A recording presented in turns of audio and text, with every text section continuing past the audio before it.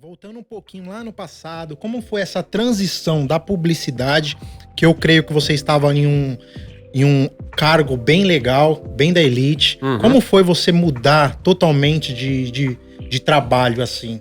Sua família aceitou isso de uma boa... Parece que tava usando droga, né? Sua família aceitou?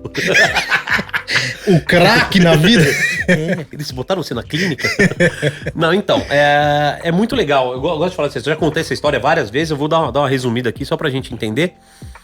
Mas quando eu comecei a trabalhar em agência, quando eu tinha 20 anos de idade, tinha uns caras mais velhos na agência, né? Sempre tem uns caras mais velhos. Sim.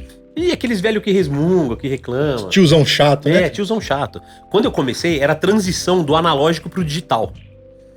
Então, assim, escanear uma foto era um luxo.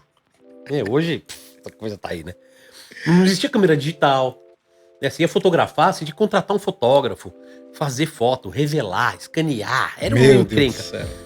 E tinha uns velhos na agência que sempre reclamavam de tudo. Eu jurei, quando eu falei quando eu ia fazer 40 anos, que eu ia falar R igual velho, né? Falar carrinho. E criança não fala assim, né? Só velho que fala. Não, só velho. Falar os R direito. E aí eu falei, puta, cara, eu nunca vou querer ser o velho da agência. Mas a idade chega, né? Sim.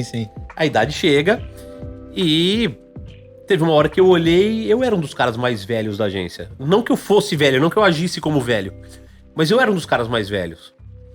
E você começa a ficar mais intransigente, um pouco mais intolerante pra algumas coisas, né? Sim. Você perde a paciência com besteira que quando você é jovem passa tudo batido. E foi uma época de muita crise na publicidade, 2014, 2015. E ao mesmo tempo o churrasco começando a me dar algum dinheiro, né? Eu fazia churrasco de fim de semana, cobrava por isso. Tava paralelo ao serviço de publicidade. Tava paralelo. Então, segunda a sexta eu era publicitário, de sábado e domingo eu era churrasqueiro. E a coisa começou a andar, tal. Quando eu vi a perspectiva, eu falei, quer saber? Eu vou acreditar. Né? Na época eu era casado.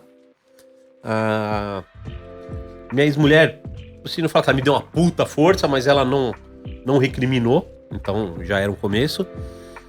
A minha mãe me deu muita força. Muita força.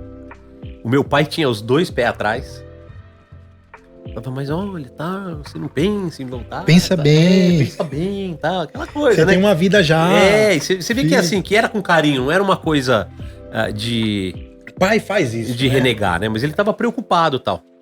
E hoje deu certo, né? Deu muito trabalho, custou caro, né? Teve meses, por exemplo, como eu falei aqui, que eu ganhei R$300, né? Custou caro, mas hoje, cara, tem poucas pessoas mais felizes do que eu no mundo, isso eu garanto. Porque eu faço o que eu amo, quando eu quero, quando eu posso, né? Tem época, assim, que eu consigo negar trabalho, porque a agenda tá cheia, tá lotada. Caramba. E isso, pra mim, é um puta sinal de qualidade, né? Então eu fico muito feliz quando acontecem essas coisas. Óbvio que eu queria atender todo mundo, mas não dá.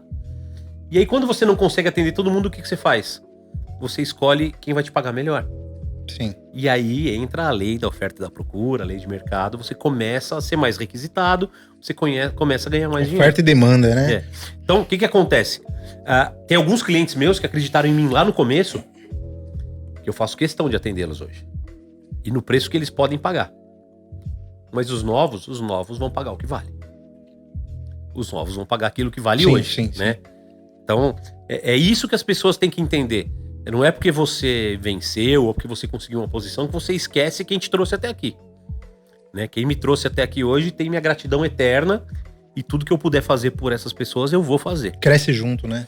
Cresce junto, né? Então, assim, as pessoas me ajudaram quando eu precisava ou quando eu não tinha ninguém acreditando em mim. Então, eu vou acreditar nessas pessoas até o fim. Pra sempre. Elas vão ser sempre minhas parceiras e a maioria delas meus amigos. Parceiro pra vida, né? Parceiro pra vida, exatamente isso. Me fala um pouquinho de festival.